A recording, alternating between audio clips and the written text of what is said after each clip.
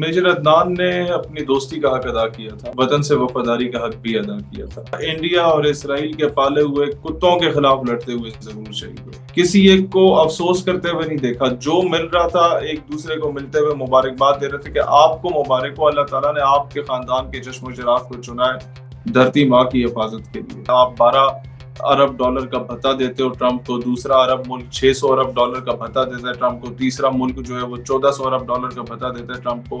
جو مرضی کر لو، یا آپ کے دوست کبھی نہیں ہو سکتے۔ ان کی جائیدادیں ادھر، ان کے سٹیکس ادھر، ان کی ویڈیوز ان کے پاس ہیں، ان کے جو چند انہوں نے چڑھے زندگیوں میں وہ ادھر ہیں۔ آپ کے پاس پیسہ ہے، آپ ہمیں پیسہ دے کے مضبوط کریں، ہمارے پاس اسلحہ ہے، ہم آپ کو اسلحہ دے کے مضبوط کرتے ہیں، ہم آپ کو فوج دے کے مضبوط کرتے ہیں۔ ایران ایران ایران ایران کر کے امریکہ نے ان سب کی بیسز لے لی ہے کہ ایران تم پہ خطرہ ہے۔ ایران نے آج تک ان کا جو ہے نا وہ کاکروچ بھی نہیں مرا ہوگا۔ السلام علیکم ناظرین، محمد قذافی ایک مطلب پھر حاضر ہے نیا دور کے پلیٹ فارم سے۔ ناظرین آج ہمارے بڑے ہی پیارے گیسٹ شہیر سیالوی صاحب ہمارے ساتھ موجود ہیں۔ السلام علیکم شہیر بھائی۔ وعلیکم السلام قذافی صاحب۔ شہیر بھائی، آپ جنازے میں بھی گئے میجر عدنان شہید کے، اور بڑی بہادرانہ بریو ان کو جو شہادت ملی وہ ہم سب نے دیکھی، بلکہ پوری قوم نے دیکھی۔ تو یہ سب سے پہلے تھوڑا بتائیں کہ انہوں نے جو بہادری دکھائی، اس کے تھوڑا آپ نے مناظر بھی دیکھے ہوں گے، اس کے حوالے سے بتائیں۔ پھر ان کی آپ فیملی سے بھی ملیں، ان کی فیملی کے کیا جذبات تھے، کیا جذبہ تھا؟ قذافی بھائی، میجر عدنان نے اپنی دوستی کا حق ادا کیا تھا اور وطن سے وفاداری کا حق بھی ادا کیا تھا۔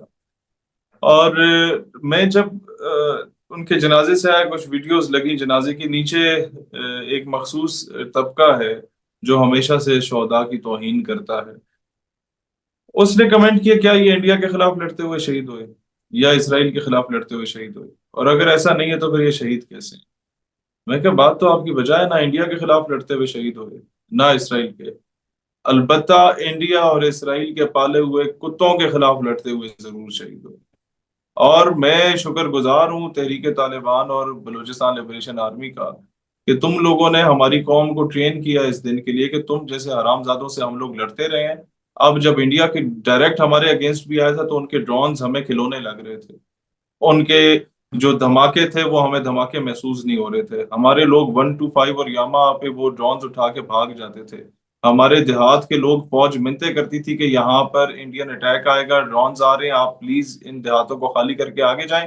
تو دیہاتی فوج سے لڑ پڑتے تھے، نہیں اسی تے ڈرون ویک کے جاواں گے، ایک ایجا ہوں ہے۔ تو یہ دہشت گردی جو ہندوستان نے پھیلائی تھی ہمارے ملک میں، جب روزانہ ہماری مسجدوں میں، امام بارگاہوں میں، درباروں میں، اسکول کالجز یونیورسٹیز میں، ملٹری انسٹالیشنز پہ دھماکے ہوتے تھے، اس نے ہمیں اس دن کے لیے ٹرین کر دیا تھا۔ ہم روزانہ اپنے شہیدوں کے جنازے اٹھاتے تھے اور جنازوں پہ ایسے منظر دیکھا کرتے تھے کہ مائیں اپنے دوسرے بچوں کو اٹھا کے لے آتی تھی کہ یہ شہید ہو گیا تو دوسرا حاضر ہے۔ تو یہ قوم جو ہے یہ پریپیئرڈ ہو گئی ہے، دنیا کی کسی بڑی سے بڑی قوت سے لڑنے کے لیے پریپیئرڈ ہو گئی ہے۔ رہا آپ کا سوال میجر عدنان شہید کا، ان کے جنازے پہ جب نعرہ تکبیر لگتا تھا یا پاکستان زندہ باد کا نعرہ لگتا تھا، وہ ایک عجیب خون میں حرارت پیدا کرتا تھا۔ اور اس نعرے کو سب سے زیادہ اگر کسی نے بلند کیا اور لگایا وہ نعرہ، وہ ان کے اپنے والد صاحب نے لگایا۔ میں نے ان کے والد صاحب کی آنکھوں میں آنسو نہیں دیکھے، میں نے ان کے ماموں وہاں پر موجود تھے، ان کے باقی ریلیٹیوز کزنز وغیرہ موجود تھے، کسی ایک کو بھی روتے ہوئے نہیں دیکھا، کسی ایک کو افسوس کرتے ہوئے نہیں دیکھا۔ جو مل رہا تھا ایک دوسرے کو ملتے ہوئے مبارکباد دے رہے تھے کہ آپ کو مبارک ہو، اللہ تعالیٰ نے آپ کے خاندان کے چشم و چراغ کو چنا ہے دھرتی ماں کی حفاظت کے لیے۔ تو جب ایسی مائیں ایسی تربیت کرتی ہیں بچوں کی، اور والدین کی تربیت ایسی ہو، اور بھائی اور رشتہ دار ایک دوسرے کو مبارکباد دے رہے ہوں کہ اللہ تعالیٰ نے اتنے 24 کروڑ لوگوں میں سے ہمارے بیٹے کو، ہمارے بھائی، ہمارے بھانجے بھتیجے کو چنا ہے، تو میں سمجھتا ہوں ایسی قوم کو دنیا کی کوئی قوت شکست نہیں دے سکتی، کوئی قوت شکست نہیں دے سکتی۔ یہ کمال کے لوگ ہیں، یہ عظیم لوگ ہیں، ان کی وجہ سے آج ہم سر اٹھا کے دنیا میں جی رہے ہیں۔ ان کی وجہ سے آج دنیا کے سب سے بڑے جو نام نہاد دہشت گرد چودھری بنے پھر رہے ہیں، جو پچھلے ایک مہینے میں 6-7 اسلامی ریاستوں پہ میزائل داغ چکے ہیں، ان لوگوں کی نیندیں بھی حرام ہوئی ہوئی ہیں کہ اگر کوئی ملک ہمیں آج تک کھٹکتا ہے تو وہ صرف پاکستان ہی کھٹکتا ہے، جس کے خلاف ہم ڈائریکٹلی کچھ انوالومنٹ نہیں کر سکتے۔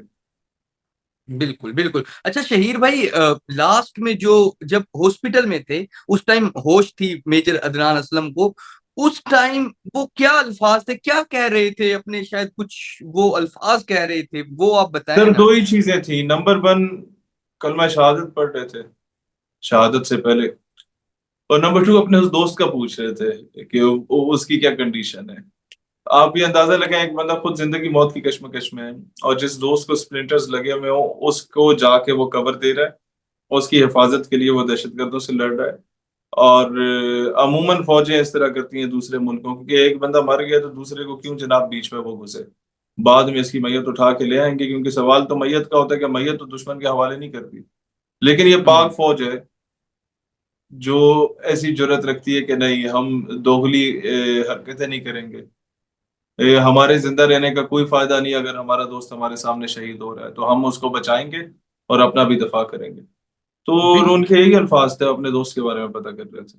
بالکل تبھی میں کہہ رہا بالکل. ہوں کہ اچھا سر. وطن سے محبت تو ہے، دوستی کا بھی حق ادا کیا ہے اس شخص نے. اور اپنے بالکل پورے بالکل 135 PMA لانگ کورس کا اور اپنے SSG کے کمانڈوز کا سر فخر سے بلند کیا ہے.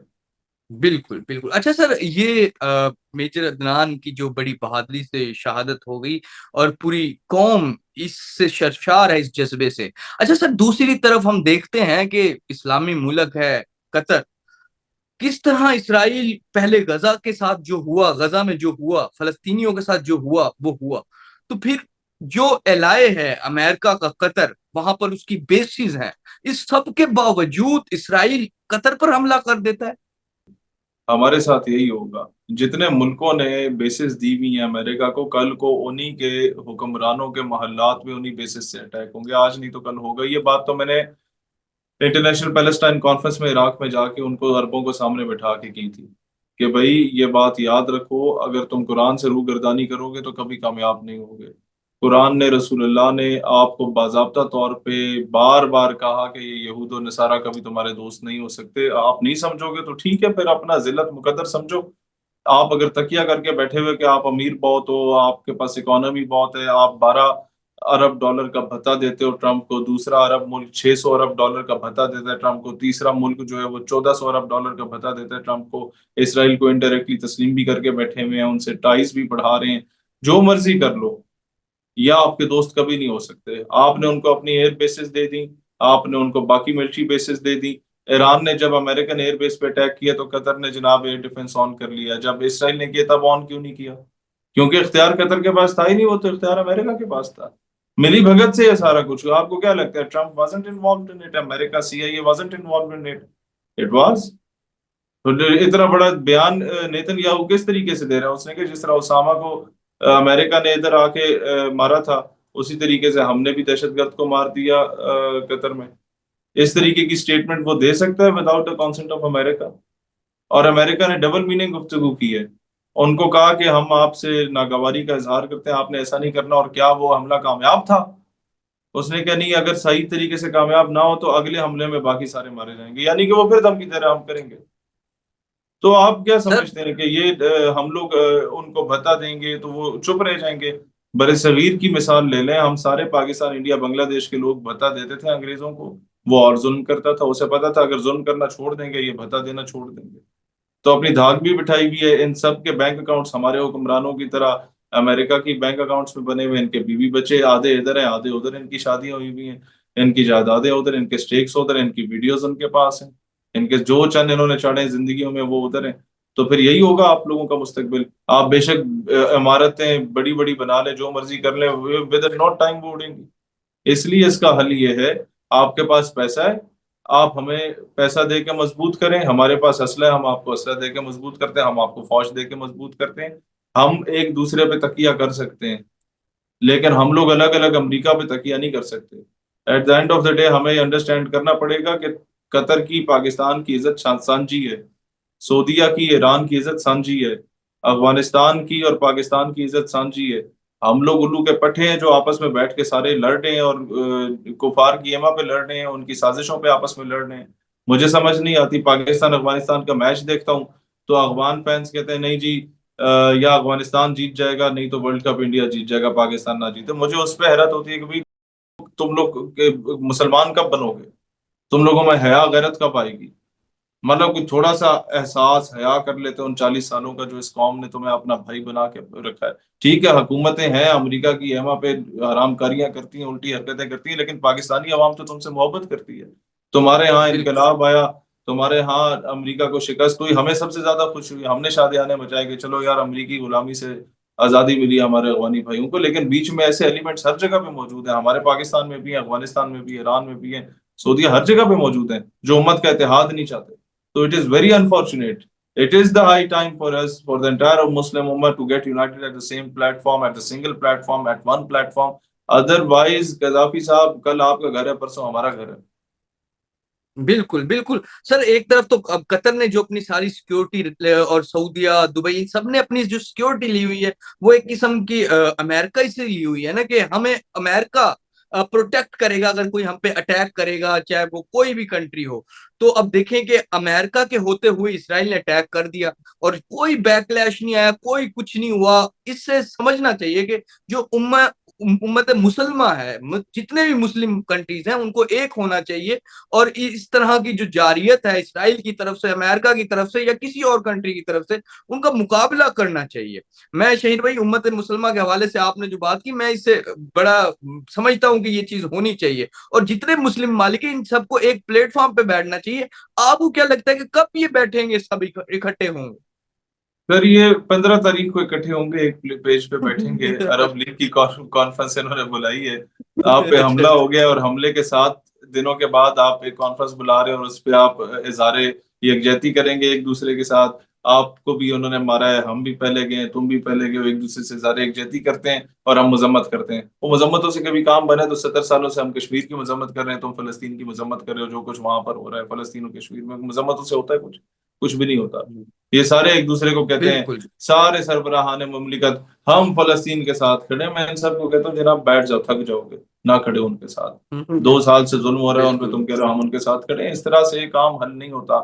آپ لوگ سربراہان مملکت کی اور تمام اجلاس جب بلاتے ہیں اس کے ساتھ سربراہان جو افواج ہیں ان مملکت کی ان کو بھی بلائیں اور ایک فیصلہ کریں کہ اب ہم لوگوں کو ایک جوائنٹ آرمی بنانی چاہیے ایک دوسرے کے حقوق کے تحفظ کے لیے. ایران ایران ایران ایران کر کے امریکہ نے ان سب کی بیسز لے لی ہے کہ ایران تم پہ خطرہ ہے. بالکل ایران نے آج تک ان کا جو ہے نا وہ کاکروچ بھی نہیں مرا ہوگا. ان کے ذہن میں اس طرح کی نفرت ہے ہی نہیں.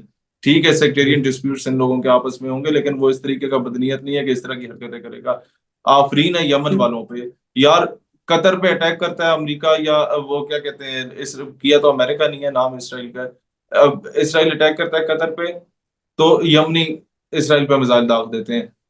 اسرائیل اٹیک کرتا ہے لبنانیوں پہ، یمنی بدلہ لیتے ہیں. اسرائیل اٹیک کرتا ہے ایران پہ، یمنی بدلہ لیتے ہیں. وہ اٹیک کرتا ہے سیریا پہ، یمنی بدلہ لیتے ہیں. یار ان کے پاس کھانے کو 2 وقت کی روٹی نہیں ہے یمن والوں کے، لیکن کیا کمال کا ان کا عشق ہے اپنے نبی پاک کے لیے، کیا کمال کا ان کا عشق ہے نبی پاک علیہ الصلوۃ والسلام کے اصحاب اور ان کے اہل بیت کے لیے.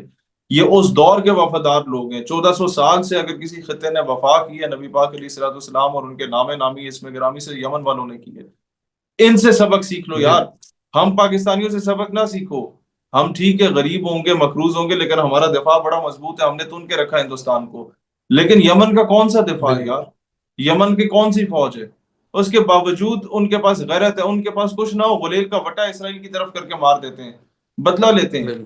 بالکل وہ ان بالکل کے جتنے بحری بیڑے وہاں جا رہے ہوتے ہیں ان پہ جا کے اٹیک کرتے ہیں کہ تم ایک مسلمان مارو گے ہم بھی بدلہ لیں گے.